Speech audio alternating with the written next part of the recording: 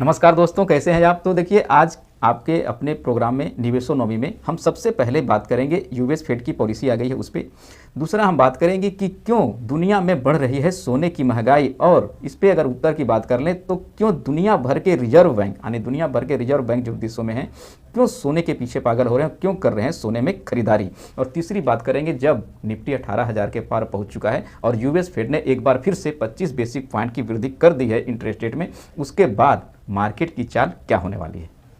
देखिए, अगर US policy की बात कर लें, फेड पॉलिसी की, तो मार्केट प्रीपेयर था इसके लिए कि 25 बेसिक पॉइंट की वृद्धि हो सकती थी, मार्केट का एक्सपेक्टेशन था और इसी अनुसार 25 बेसिक पॉइंट की वृद्धि हुई भी, तो मार्केट ने इसको आसानी से पचा दिया। लेकिन प्रॉब्लम आ गई इसके कमेंट्री में। जब यूएस फेड के चेयरमैन ने कमेंट्री करा तो मार्केट उनसे सुनना चाह रहा था कि ठीक है, इस बार आपने 25 बेसिक पॉइंट की वृद्धि कर दी, तो क्या आगे जून में हम एक पाउस यानी इसमें इंटरवल एक्सपेक्ट कर सकते हैं, अस्थिरता क्या आ सकती है, या फिर आप जून में होने वाले इसके रेट कट के बारे में कुछ बताएंगे। लेकिन इनके जो स्टेटमेंट आए, इनके जो कमेंट्री आए, वो पूरी तरह से विरोधाभासी थे। हालांकि सेम सवाल उनसे करीब 10 बार पूछा गया कि जून में क्या पाउस आएगा, जून में क्या पाउस आएगा या फिर रेट कट होगा। लेकिन इन सब बातों को दरकिनार करते हुए एक स्ट्रॉन्ग मैसेज दो देना चाहते थे मार्केट में कि भाई हमें ज़रूरत पड़ा तो अभी और हम इंटरेस्ट रेट में वृद्धि करेंगे। वो यही बार बार बोलते रहे कि डेटा बताएगा कि आगे हमें क्या करना है।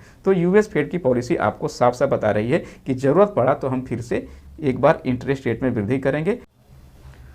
अगर इस साल हम सोने की खरीद पे बात कर लें तो सबसे बड़ा खरीदार चीन है और अभी फिलहाल चीन के पास 2000 टन सोने का रिजर्व है। वहीं अगर भारत के संदर्भ में हम बात कर लें तो भारत गोल्ड रिजर्व होल्डिंग में, जहां 2021 में इसके पास 700 टन था, वहीं 2022 सितंबर ये बढ़ के 800 टन हो गया है, जो कि दर्शाता है कि भारत में भी रिजर्व बैंक जो है वो गोल्ड की खरीदारी कर रही है, यानी अपनी होल्डिंग गोल्ड में बढ़ा रही है। इन सब के बावजूद अगर 2022 में देखें तो कुछ ऐसे नए खरीदार गोल्ड के खरीदने में आगे आए हैं, ऐसे देश आगे आए हैं जो प्रायतः गोल्ड की खरीदारी नहीं करते थे। उसमें मुख्य रूप से हैं इजिप्ट, जिसने 22 टन सोने की खरीदारी करी है, कतर 35 टन सोने की खरीदारी करी है, टर्की ने 31 टन और इराक ने करीब 34 टन, अमीरात 25 टन, और अगर बात करें तो ओमान ने भी लगभग 2 टन की खरीदारी करी है, करीब 1 से 1.5 सालों के अंदर इन लोगों का भी। तो ये प्रायतः गोल्ड की खरीद नहीं करते थे, इसलिए इनको हम लोग नए गोल्ड खरीदार के रूप में बाजार देख रहा है। अगर बात करें रूस की, तो रसिया ने भी सोने की भारी खरीदारी करी है। चूँकि रसिया जो है वो अंतर्राष्ट्रीय वित्तीय व्यवस्था से वो बाहर है, उस पर बैन चल रहा है, इसलिए एग्जैक्ट वहाँ के फिगर बाहर आना मुश्किल होता है। ज़रा एक बार आप इस आंकड़े को भी देख लें कि कैसे 2010 से लेके 2020 के बीच यानी 2022 के बीच, अगर मैं एक दशक की बात कर लूं, तो कैसे गोल्ड की डिमांड में वृद्धि हुई है। वहीं अगर थोड़ा सा पीछे चलें, अगर आप 2008 का फेज देखेंगे तो उस टाइम क्या था कि दुनिया के रिजर्व बैंक या तो उनके गोल्ड के होल्डिंग अस्थिर थे या फिर अपनी होल्डिंग को कम कर रहे थे। तो इसमें अगर देखेंगे तो कोई भी सेंट्रल बैंक जो उस दौरान 2000 से 2008 के बीच गोल्ड की खरीदारी नहीं कर रहा था। सोना पर्सनल यूज के लिए ही देश खरीद रहे थे या फिर इंडस्ट्रियल पर्पस से ही खरीदे जा रहे थे। लेकिन इस तरह के अचानक से सोने में खरीदारी, और ख़ास करके हर देश का जो रिजर्व बैंक है सोने को खरीद रहा है, तो कहीं न कहीं कुछ चीज़ें पे आशंका होना लाजमी है।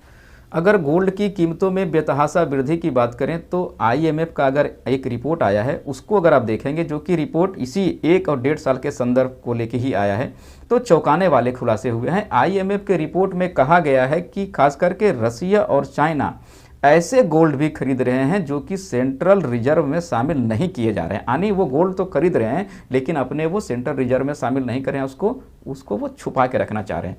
यानी वहाँ की सरकार एक तरफ तो ऐसे गोल्ड खरीद रही है जो कि सेंट्रल रिजर्व में शामिल भी कर रही है, दुनिया सामने दिखा भी रही है, लेकिन उसके साथ साथ ही ऐसे गोल्ड भी भारी मात्रा में खरीद रही है जिसको कि वो दिखा नहीं रही है, यानी उसको छुपा रही है।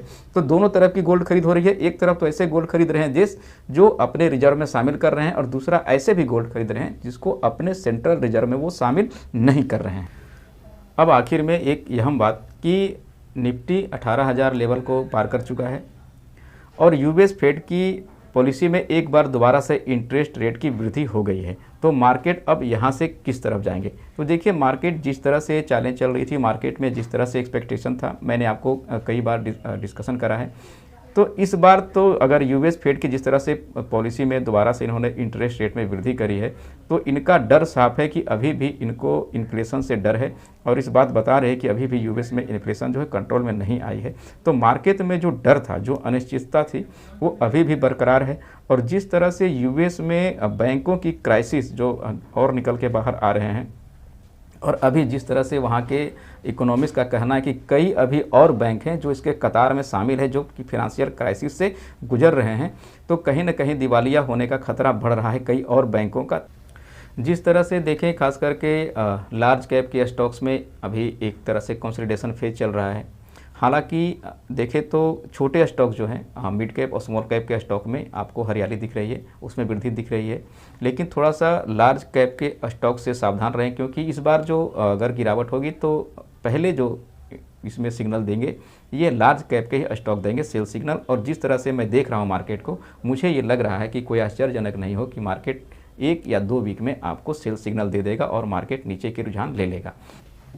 तो दोस्तों, कमेंट के माध्यम से ज़रूर बताइए मेरा प्रोग्राम आपको कैसा लगता है। अगर मेरा वीडियो अच्छा लगता है तो प्लीज़ इसको लाइक कर दीजिए, अपने जानने वालों में शेयर कर दीजिए, और मेरे चैनल को सब्सक्राइब कर दीजिए, ताकि जब भी मैं कोई नया वीडियो डालूँ आप तक इसका नोटिफिकेशन आसानी से पहुँच जाए।